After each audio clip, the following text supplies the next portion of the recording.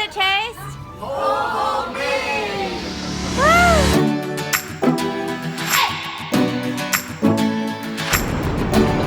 And Maya is now the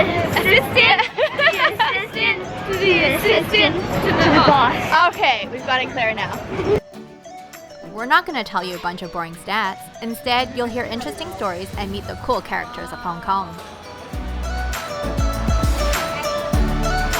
We speak Cantonese so you can interact with the locals, get treated like family, and eat at beloved old-school restaurants that have passed the test of time.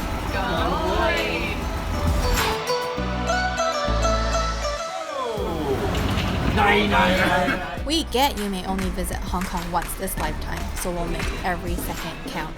Chicken feet or no feet, we're here to let you explore our city at your own pace, safely and without getting sick. Get ready to eat through Hong Kong's history, traditions, and culture. You'll taste, hear, and discover the side of Hong Kong you've never seen before. I promise. We'll see you soon. Checking.